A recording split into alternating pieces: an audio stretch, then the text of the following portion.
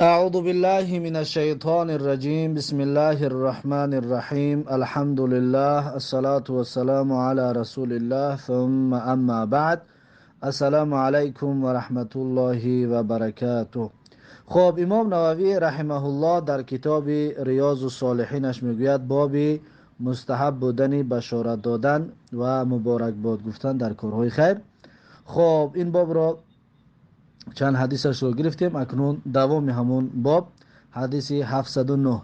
و عن ابی هریره رضی الله عنه قال، یعنی که از ابو هریره رضی الله عنه روایت است که گفت کنا قعودا حول رسول الله صلی الله علیه و سلم، یعنی بودیم ما نشسته در اطراف پیغمبر صلی الله علیه و سلم، در گرد پیغمبر اطراف پیغمبر در نشسته بودیم. و معنا ابو بکر و عمر رضی الله عنهما فی نفرین، یعنی همراه ما بود حضرت ابوبکر میگد و همچنین بود حضرت عمر رضی الله عنهما. فی نفرین، باز چند کسی دیگر هم بود، باز چند کسی دیگر هم قتیما میگه در آنجا بودن. فقام رسول الله صلی الله علیه و سلم من بین اظهرنا، پس میگه خیست رسول الله صلی الله علیه و سلم از بینمون، از پیشمون خیست و فابطا علینا، پس دیر کرد بر ما، یعنی رفت و بازگشتش دیر شد نیامد. و خشینا ان یقتطع دوننا، و ترسیدیم ما که دوچار شود پیغمبر صلی الله علیه و سلم با مشکلات دوننا، یعنی در حالت نبودن ما، یعنی اگون چیز اگون دشمن حمله بالاش نکرده باشه، گفته میگه و خشینا ترسیدیم. و فزعنا، و نگران شدیم، ناراحت شدیم. فقمنا، پس میگه ما خستیم. فکنت اول من فزع، حضرت ابو هریره میگه که اولین کسی که نگران و ناراحت شده که بود میگه من بودم. فخرجت ابتغي رسول الله صلی الله علیه و سلم، پس بر اومدم میگه جستجو میکردم رسول الله صلی الله علیه و سلم را. حتی اتیت حائطا للانصار لبنی النجار، تا اینکه میگه رسیدم در باغ، حائط به معنی باغ است اینجا، تا اینکه رسیدم میگه یا آمدم نزدی باغ للانصار، اون باغ از انصاری بود، از بنی نجار. فدورت بهی، پس دور زدم، یعنی کتاب خوردم در اطراف همون باغ.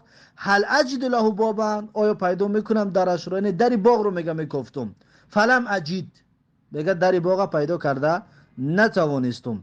فاذا ربیع یدخل فی جوف حائط من بئر خارجیه، پس ناگهان میگه دیدم ربیع را، ربیع یعنی که آبروی را، جویباری را. یدخل فی جوف حائط، می در آمد میگه به درون باغ، همون جویبار میگه طرف درون باغ در آمدگی بود. من بئر خارجیه، از چاهی بیرونی، یعنی آب را به درون باغ میرسون.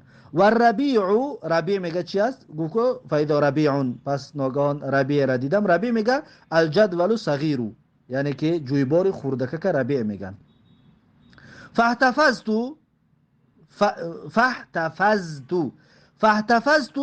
پس میگه خودم رو جمع کردم، یعنی خودم رو میده کردم توی که با همون شکاف بدرم نه درون، یعنی خودم رو بگم جمع کردم.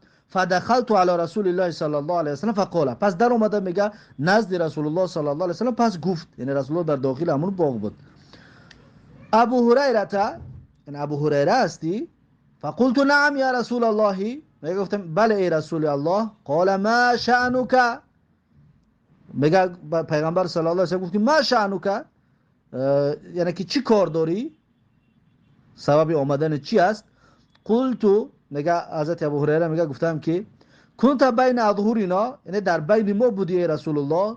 فقمت، پس تو از نزد ما خستی. فابطأت علینا، پس دیر کردی برای نزد ما بازگشتن، یعنی دیر انتظارت بدیم بر نگشتی. فخشینا ان تقطع دوننا، پس ترسیدیم که دوچار مشکل شوی دوننا در حالت نبودن ما. ففزعنا، پس ما نگران و پریشان خاطر شدیم. فکنت اول من فزع، پس ابو هریره میگه که پس بودم من اولین کسی که نگران شده کی بود. فاتیت هذا الحائط، پس میگه آمدم نزد همین باغ، اگر رسول الله نقل کرده که نزد باغ آمدم.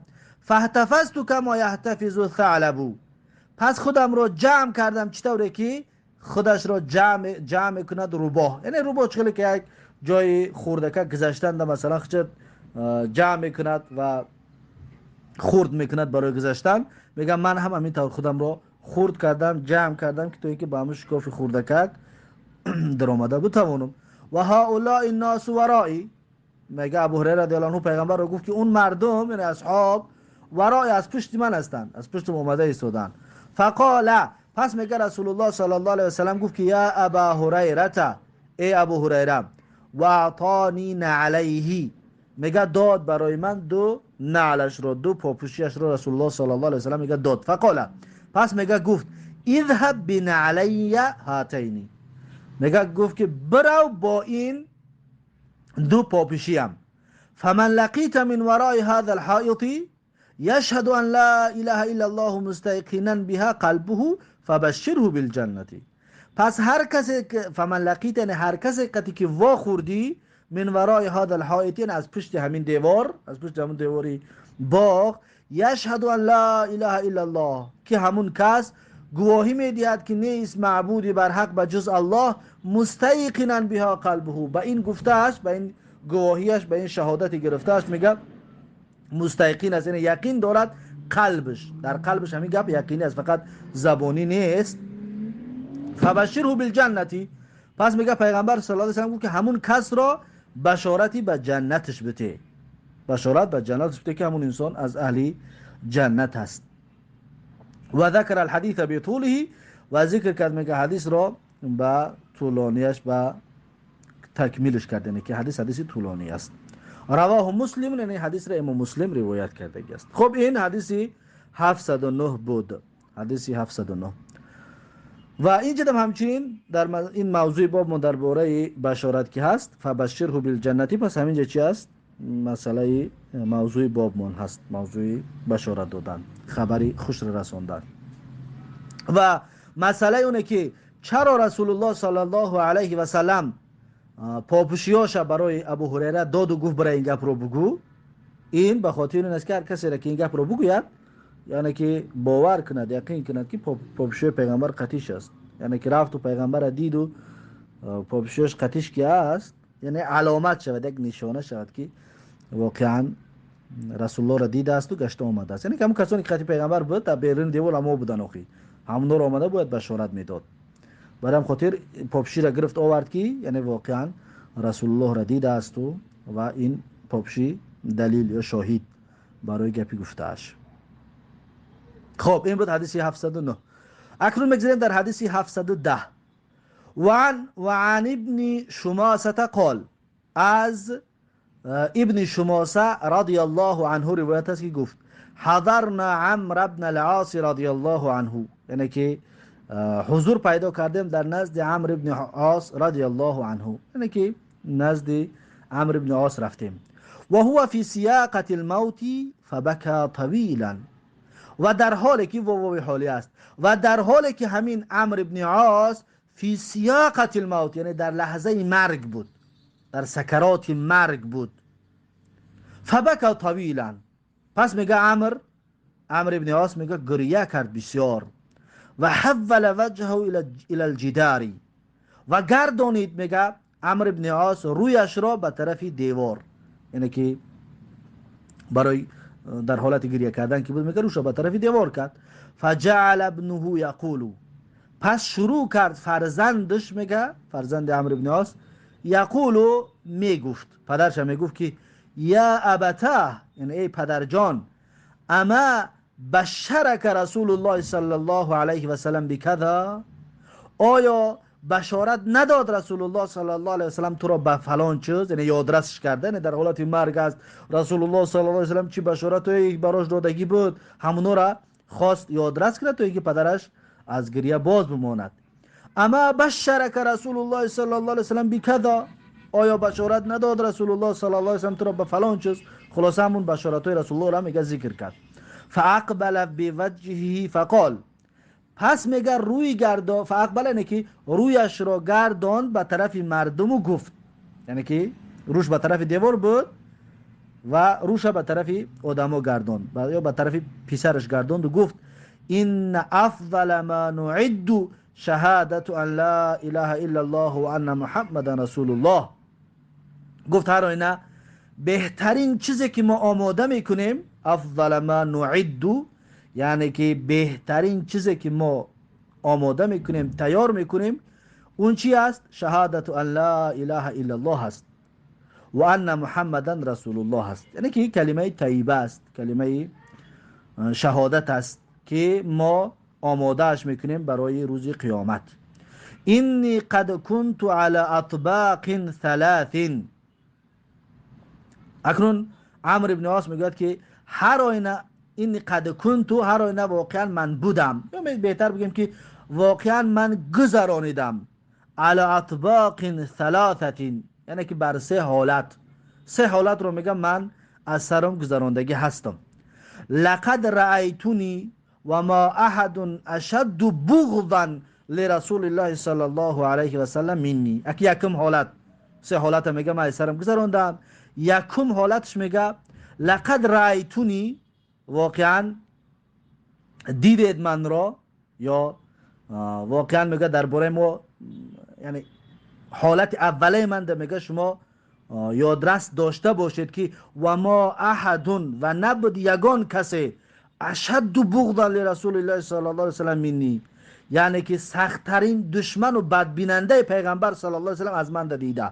میگه در اول میگه من بسیار بدبیننده رسول الله صلی الله علیه و سلم بودم، میگه ولا احب الی من ان اکون قد استمکنت منه فقتلته، و نبود دوست داشته ترین چیز برای من از این که اکونو باشم من قد استمکنت منه، یعنی دست میافتم، امکانیت پیدا میکردم بر رسول الله صلی الله علیه و سلم، فقتلته، پر رسول الله را میکشتم. یعنی میگه یکم حالت من بود که دشمن رسول الله بودم و میخواستم رسول الله را به قتل برسانم، یعنی که این طور بودم. میگه اول فلو مت علی تلک الحال لکنت من اهل النار، پس اگر که میگه میمردم در انا همون حال اولینم، حتما از اهل دوزخ میشدم، حتما از اهل دوزخ میشدم که دشمن رسول الله بودم. خب فلما جعل الله الاسلام فی قلبی، اکنون دویم حالت، پس زمانی که گردانید الله تبارک و تعالی اسلام را در دل من، اتیت النبی صلی الله علیه و سلم فقلت، پس آمدم میگه نزد رسول الله صلی الله علیه و سلم، پس گفتم که ابسط یمینک فلا ابایعک، میگه گفتم که دراز کن، ابسط یعنی که دراز کن دستت را، یمینک یعنی دست راستت را، فلا ابایعک یعنی حتما من بیعت میکنم با توی رسول الله. میگه فبسط یمینه، رسول الله میگه دست راستش رو به طرفم دراز کرد، فقبلت یدی، اما من میگه دستم جمع کردم، قبضه کردم، یعنی دست درازم رو به طرف خودم کشیدم. رسول الله دست دراز کرد، میگه من دستم کشیدم. فقال ما لك یا عمرو، پس میگه رسول الله پرسان شد که چی شده از تو رو ای عمر؟ قلت اردت ان اشترط، میگه عمر میگه گفتم که ای رسول الله صلی الله علیه و سلم، اردت ان اشترط، میخوام که شرط بگذارم بالات. قال تشترط بماذا، میگه گفت که پیغمبر صلی الله علیه و سلم که به چی چیز شرط میگذاره، شرط چی است؟ قلت ان یغفر لی، میگه گفتم که شرط من همین است که بخشیده شود برای من، یعنی من آمرزیده شوم، بخشیده شوم. قال، پس میگه رسول الله صلی الله علیه و سلم گفت که اما علمت ان الاسلام یهدم ما کان قبله، آیا نمیدانستی که اسلام یهدم ما کان قبله، یعنی نابود میکند اون چیزی که پیش از خودش بود، از بین میبرد چیزهایی که پیش از خودش بود. و ان الهجرت تهدم ما کان قبلها، و هر آینه هجرت کردنم از بین میبرد اون چیزی که پیش از خودش بود.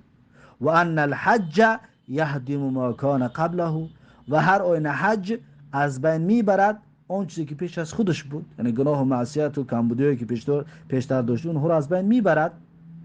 آیا این رو نمیدونستی؟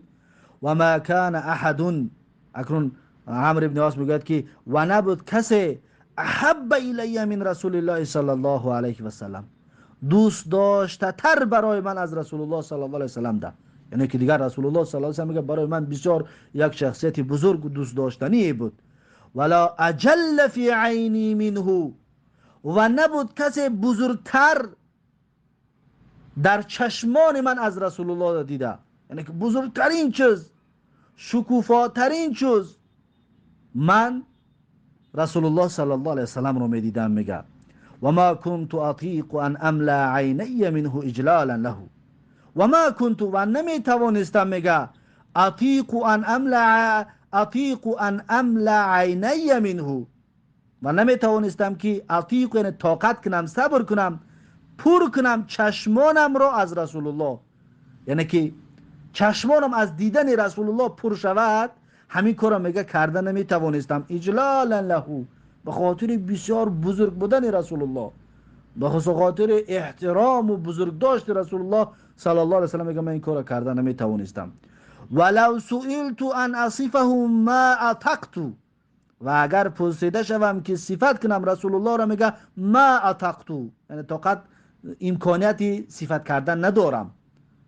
یعنی که از بزرگی رسول الله را میگه بسیار نگاه کردش، میگه نمیتوانستم، برایم خاطر میگه نمیتوانم صفتش کنم.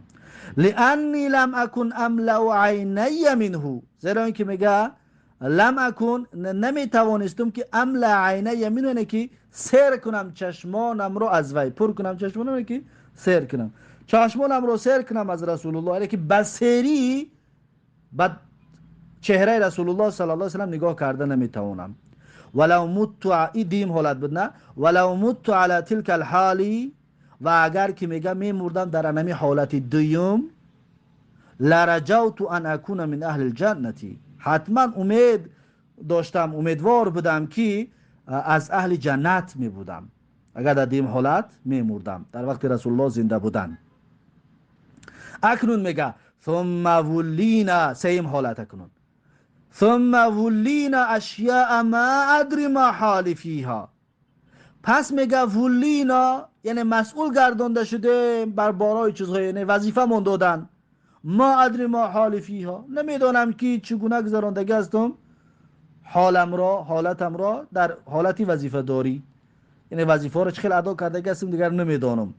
فاذا انا مت، اکنون وصیت میکند پس زمانی که میگه من مردم، فلا تصحبنی نائحة ولا نار، پس زمانی که میگم من مردم، فلا تصحبنی یعنی که همراه نکنید با من همراه نکنید، نائحة ولا نار، زنهای نائحه خان را، زنهای بگیم داد و فیغان کنه که در بالای مرده گریه میکند، که امونها را بالای من ده، یعنی که راه نتید، ولا نارون، و آتش هم در بالای من راه نتید، یعنی که پیش زمان جاهلیت که بالای مرده در آتش گریان میکردن. خلاصه این کارا در بالای من نکنید. فاذا دفنتمونی، پس زمانی که میگه مرا دفن کردید، فشنوا علی تراب شنا، پس بریزید میگه بر بالای من خاک را، شنا یعنی که کم کم، اندک اندک، اکنون خاک ریختن بگیرید. ثم اقیموا حول قبری قدر ما تنحر جزور، پس میگه اقیمو یعنی بیمانید، بعد از خاک ریختین خلاص کردید بالای قبرم ده، میگه پس بیمانید حول قبری در اطراف قبر من، قدر ما تنحر جزور، به اندازه که کشته می شود یک شتر، به اندازه یک شتر کشی در بالای سر من شما بمانید.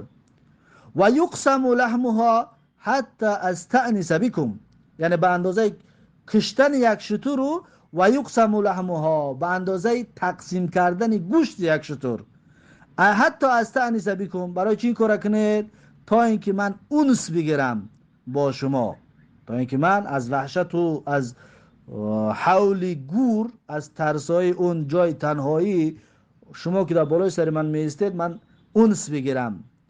و انظر ماذا اراجع به رسول ربی، و انظر یعنی ببینم، ماذا اراجع ماذا اراجع یعنی چی جواب میگویم، ماذا اراجع به یعنی که به چی چیزی جواب میگویم، رسول ربی یعنی فرستادگان پروردگارم را، یعنی که من اونس بگیرم دیگه ترس و وحشت از قلبم دور برود و اون ملائکه که میان مرا میپرسن من اونها را دیگه بدون ترس و بدون هیبت بتونم سوالاشون جواب بگویم. از این حساب میگه گفت در بالای سری من شما بیستین و اندازه کشتن یک شتر رو تقسیم کردن گوشتش. خب این است حدیث بخاری، رواه مسلم، این حدیث امام مسلم رحمه الله که این حدیث روایت کرده است و این است آخرین حدیث از این باب. بعد از این باب نو شروع می شود باب وداع الصاحب و وصیته یا وداع الصاحبی، یعنی که خداحافظی کردن با دوست و وصیته و وصیت کردن دوست، خلاصه در حالت سفر یا در حالتی که از یکدیگر جدا می شویم چیکار باید بکنیم. این حدیث این باب انشاءالله درسی آینده. خب این بود درس امروزمون. درس امروزه به همین به پایان. بارک الله فیکم و جزاکم الله خیرا و السلام علیکم و رحمت الله و برکاته.